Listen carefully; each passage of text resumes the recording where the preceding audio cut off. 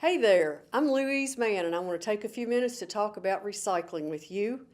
With all due respect to our local media, how do we know if Fort Smith now has a recycling program? People thought they were recycling before, when all they were doing was pulling a cart out to the curb. Just because you put a cart on the curb does not mean that recycling will happen. Recycling means an item gets made into something new.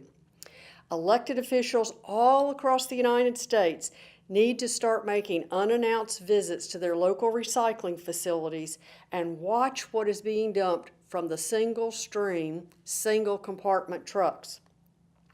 Do you really think if Fort Smith had been providing Green Source with clean, sorted recyclables that they would have been turned away?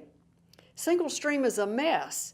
It was initiated by major garbage hauling companies, an industry whose bottom line depends on our continual over-consumptive habits. Cities and nonprofits jumped on board because everybody else was doing it, and also because they were afraid they were going to lose their recycling business to the major garbage haulers. Single stream has become a costly recycling collection method, according to Aaron Davis in the Washington Post. Aaron wrote in June 2015, by pushing to increase recycling rates with bigger and bigger bins, while demanding almost no sorting by customers, the recycling system has become increasingly polluted and less valuable, imperiling the economics of the whole system. Since single stream began wreaking havoc, I asked some end users, these are the companies that are trying to make new products out of the collected recyclables. I asked them why they didn't speak up about this single stream mess. One end user said they feared their commodity would be pulled from curbside recycling programs since the major garbage haulers now control recycling programs in most of the larger cities.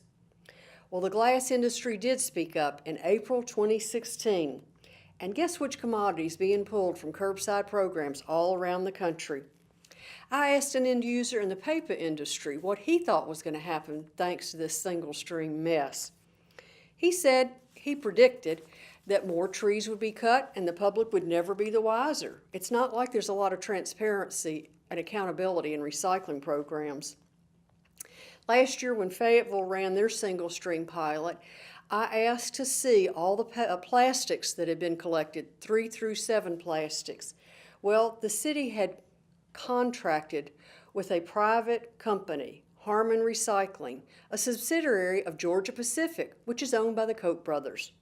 I was not allowed to see the plastic piles.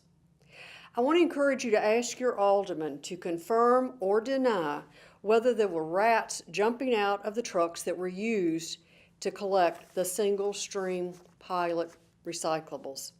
If you'll do a few Google searches, you'll understand why I am pondering if the following is the future of recycling in America. Number one, glass will be used as daily cover at landfills by the very entities who charge customers and lead them to believe that that glass is being recycled. Number two, paper and plastic will be burned up in waste-to-energy facilities by the very entities who charge customers and lead people to believe the paper and the plastic is being recycled. Number three, cardboard will be the only commodity that will be kept separate and really clean because there is an increasing demand thanks to online sales. Number four, landfills, which will be filled and are filled with garbage and recyclables, will become power generators via methane collection, unbeknown to the paying customers who think the materials collected at the curb are actually being recycled. I encourage you to do your homework on single stream, and we'll talk again next week. Thank you.